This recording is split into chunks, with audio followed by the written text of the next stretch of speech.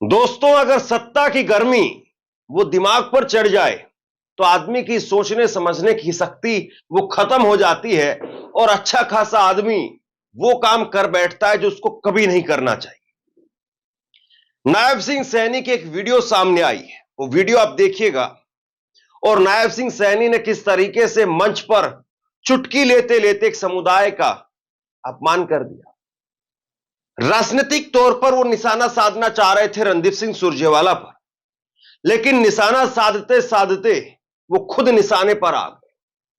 नायब सिंह सैनी करीब 6 महीने पहले मुख्यमंत्री बने थे।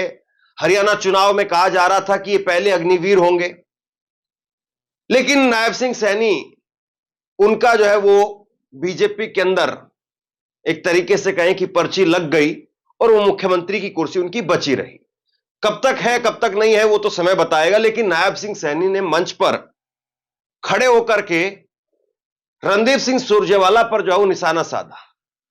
और रणदीप सिंह सुरजेवाला पर निशाना साधते साधते वो एक पूरी जाति का, एक पूरे समुदाय का अपमान कर गए।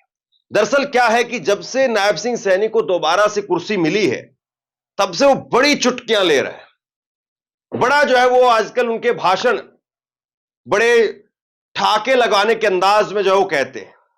दरअसल जब आप राजनीति छोड़ करके और चुटकुलेबाजी पर ज्यादा ध्यान देने लगे या पब्लिक को हंसाने पर ज्यादा ध्यान देने लगे, तो फिर जो है वही होता है जो आपके साथ में हो रहा है।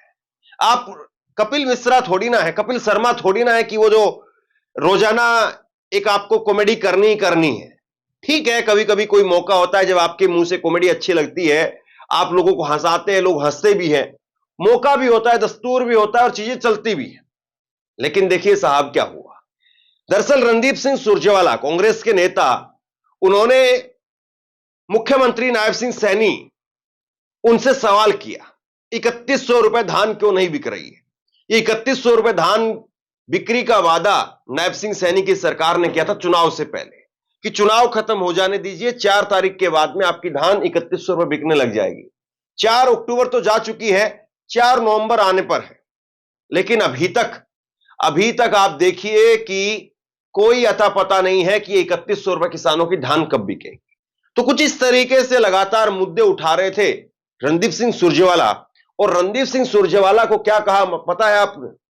रणदीप सिंह सुरजेवाला पर चुटकी लेते हुए, और बड़ा चुटीला अंदाज है उनका, जब नई नई जो है वो आपको सफलता का जो है वो एक स्वाद मिलता है ना, तो आदमी का पूरा लहजा सब कुछ बदल जाता है उसका। तो उसी अंदाज में नायब सिंह सैनी, उन्होंने रणदीप सिंह सुरजेवाला को सरकारी डूम कह दिया। अब ये सरकारी डूम कहना, ये कायदे से अगर देखा जाए तो एससी एसटी एक्ट के तहत अपमानजनक माना जाता है। मतलब आप किसी को गाली देने के लिए चमार शब्द का इस्तेमाल करें, किसी को चमार कहकर के गाली दें, अपमान करें, उसका भंगी कहें, चूड़ा कहें, ये जो इस प्रकार के शब्द हैं, ये एससी एसटी एक्ट के तहत इनको लेकर के आप पर मुकदमा हो सकता है। अब मुख्यमंत्री ने जो किया है वो कायदे से इसी श्रेणी में आता है, और एक बार नहीं 2 बार, कई बार होता है स्लिप ऑफ टंग हो जाता है। आप कुछ बोलना चाह रहे थे, कुछ निकल गया फ्लो में, लेकिन बार में दूसरी बार भी आपने रिपीट कर दिया, और आप तो फुल स्वैग में थे, फुल मस्ती में थे साहब। एक बार जरा इनका अंदाज सुनिए आप। सरकारी डूम कह रहे हैं ये। आप रणदीप सिंह सुरजेवाला पर निशाना साधना चाहते हैं, आपके पास में 36 तरीके हो सकते हैं, आप कोई भी तरीका चुनते हैं उनको ऊपर निशाना साधने का, लेकिन सरकारी डूम कैसे कह दिया आपने? सोचिए जरा। और सरकारी डूम कहने के बाद वहां पर पब्लिक जो बैठी हुई है वो भी ठहाके लगा रही, मंच पर जो लोग बैठे हुए वो भी ठहाके लगा रहे। सार्वजनिक तौर पर यह हुआ है। क्यों नहीं मुख्यमंत्री के ऊपर एससी एसटी एक्ट के तहत मुकदमा दर्ज हो जाए? सवाल यह पूछा जा रहा है। आप मुख्यमंत्री की भाषा को सुनिए और आप बताइए कि यह अपमानजनक है या नहीं है। एक इनका बहुत बड़ा थिंक टैंक का सुरजेवाला साहब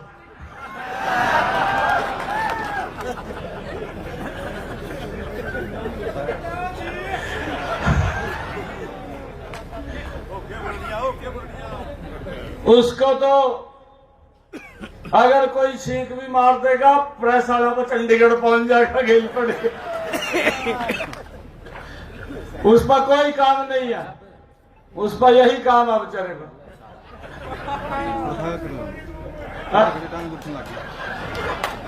सरकारी डूमा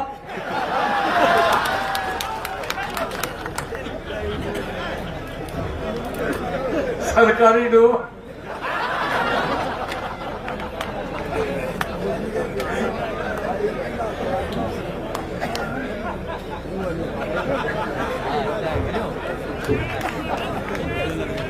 अली आप भी कह लो स्पीकर में जो कुछ मुख्यमंत्री ने जो कहा उसके बाद में रणदीप सिंह सुरजेवाला का बयान सामने आ गया। रणदीप सिंह सुरजेवाला ने ट्वीट किया। रणदीप सिंह सुरजेवाला ट्वीट करके लिखते हैं कि एक एक्सीडेंटल मुख्यमंत्री श्रीमान नायब सैनी अहंकार में चूर होकर के डूम दलित समाज का अपमान कर रहे हैं। उन्हें पीए और पीएस लगाने तक का अधिकार नहीं है, क्योंकि अफसर से लेकर के मंत्री तक की लिस्ट दिल्ली से आती है।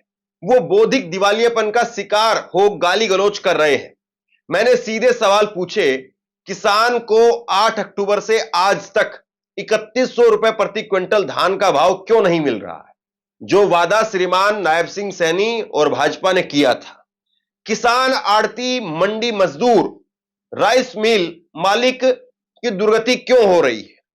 2309 रुपए प्रति क्विंटल धान का भाव क्यों नहीं मिल रहा है? 2.5% आड़त क्यों नहीं मिल रही है?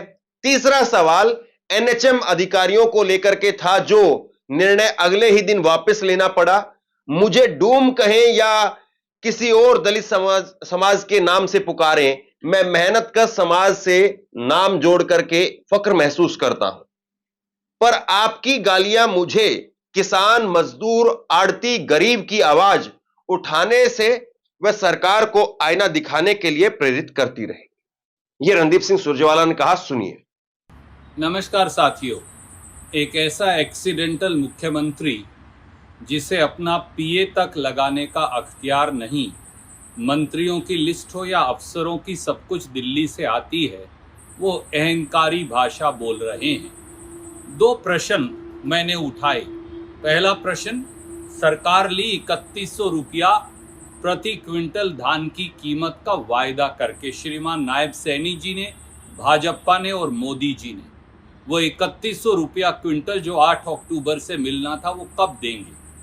दूसरा सवाल था, जिस प्रकार से धान की खरीद में किसान की, मजदूर की, मंडी के आड़ती की बेकदरी हुई और राइस मिलर्स के साथ धोखा हुआ, उसका हल निकालने का। और तीसरा सवाल था एनएचएम के 15,000 कर्मचारियों से धोखे का। जैसे ही इन बातों का जवाब नहीं, तो वो उल जलूल भाषा बोलकर दलित समाज का अपमान भी कर रहे हैं और अहंकारी टिप्पणी मुझ पर भी कर रहे हैं। मुझे तो फक्र है हरियाणा के डूम समाज पर।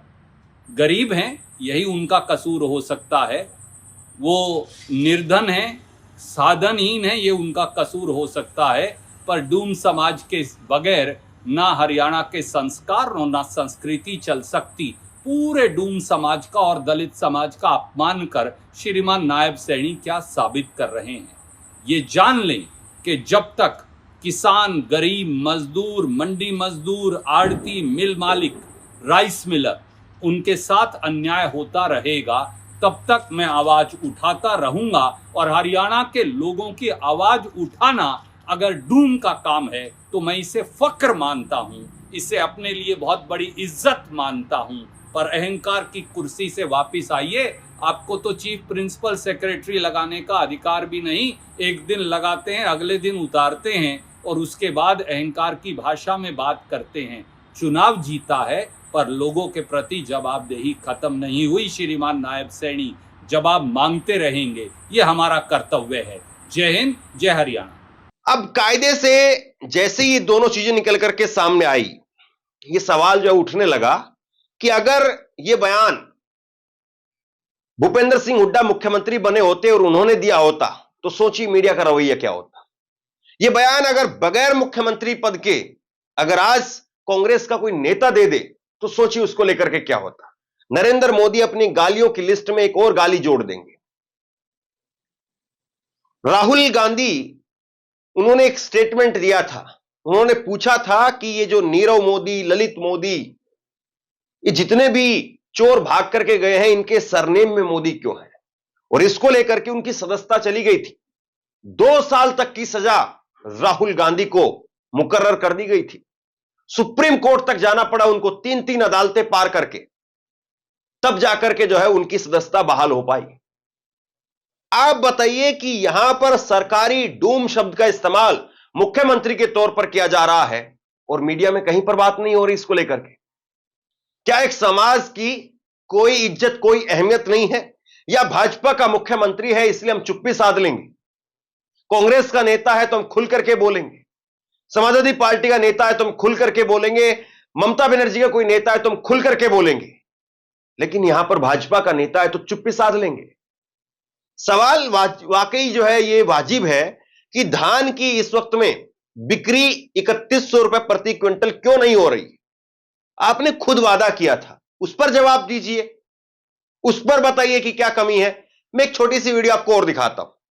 आप एक वीडियो देखिए। ये वीडियो हरियाणा के चौटाला गांव की है, जहां पर सरकारी खरीद हो रही थी धान की, और 3 अलग अलग मशीनों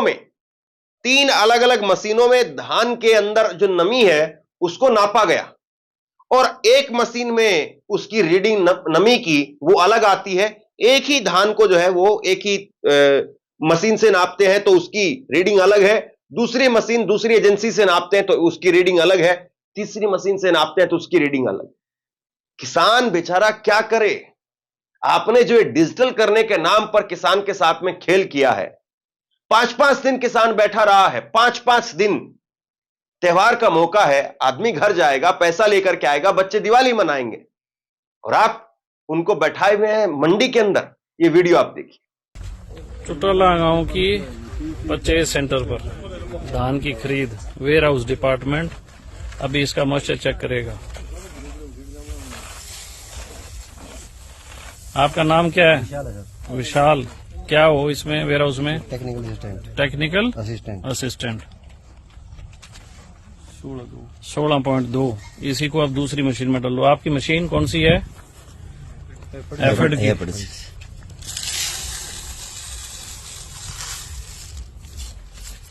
अपना नाम? विनोद कुमार पारिक। 21.8। अब लेके आओ तीसरी मशीन है ये, मार्केट कमेटी डब वाली। और ये डेयरी किस किसान की है? आज इन्हें 17.4। तीनों सरकारी एजेंसीज के अलग अलग हैं। आज हो कौन सा किसान है? आओ इधर बसाओ सामने, बताओ थाने कितना दिन हो गया? 5 दिन हो गई। 5 दिन इसी अनाज मंडी में चौटाला। और कितना क्या ये? कितनी क्या है? वो भी तो हो गया 27.5 कुंटल के लिए 5 दिन बैठा है। किस तरीके से किसान के साथ में मजाक किया जा रहा है इस वीडियो के जरिए आप देख सकते हैं, और कोई जवाब नहीं देने वाला यहां पर कि एक ही धान की फसल है और 3 अलग अलग मशीनों में उसके अंदर जो रीडिंग है वो अलग कैसे हो जाती है। लेकिन मुख्यमंत्री के पास में इन सब बातों को लेकर के जवाब नहीं है। मुख्यमंत्री इस पर नहीं बोलते हैं। मुख्यमंत्री सरकारी डूम बताने में व्यस्त है। मुख्यमंत्री साहब, आप राजनीतिक तौर पर किसी भी अपनी प्रतिद्वंदी पार्टी को कुछ भी कहिए, लेकिन एक समाज को बीच में लाकर के उसे ऐसे बेइज्जत मत कीजिए। सत्ता आपको मिली है, लेकिन उसका इतना भी अहंकार सर पर मत चढ़ाइए कि एक समाज को गाली देने पर आप उतर आए। बाकी मीडिया इस पर कितना सवाल करेगी, कितना नहीं करेगी मालूम नहीं। बाकी जो दलित चिंतक बने हुए हैं, या फिर कुमारी सैलजा के अपमान को लेकर के जितनी बातें चुनाव के दौरान कही जा रही थी, और बीजेपी आईटी सेल के हेड अमित मालविया दलितों के अपमान को लेकर के राहुल गांधी से सवाल पूछते थे, न जाने उनको अब क्या सांप सूंघ गया है। लेकिन मुझे लगता है आपको कायदे से माफी मांग लेनी चाहिए। माफी मांगने से कोई आपको कुर्सी से नहीं उतार देगा। आपको आपके दिमाग के अंदर कम से कम एक एहसास जरूर होगा कि हां, वाकई किसी का मजाक बनाते बनाते जो है मैंने एक समाज का अपमान कर दिया है। और अगर आप माफी मांग लेंगे तो समाज जो है वो कम से कम आपको थोड़ी इज्जत जरूर देगा, वरना वो समाज आपका कुछ नहीं बिगाड़ सकता है। आप 48-51 सीटों वाले आज मुख्यमंत्री हैं। आपको मोदी चाहे जब कुर्सी से उतार दें, लेकिन वो बेचारी जनता कुर्सी से नहीं उतार पाएगी। लेकिन यह भी बात उतनी ही सही है कि सदैव ये कुर्सी आपकी नहीं रहने वाली है। इसलिए इस कुर्सी का अहंकार किसी नेता को नहीं पालना चाहिए। बाकी आप लोग बताइए, आप क्या सोचते हैं? नीचे कमेंट बॉक्स में अपनी राय जरूर दीजिए और इसी तरह की तमाम खबरों के लिए ऑनलाइन न्यूज इंडिया को सब्सक्राइब कीजिए। आपका बहुत बहुत धन्यवाद।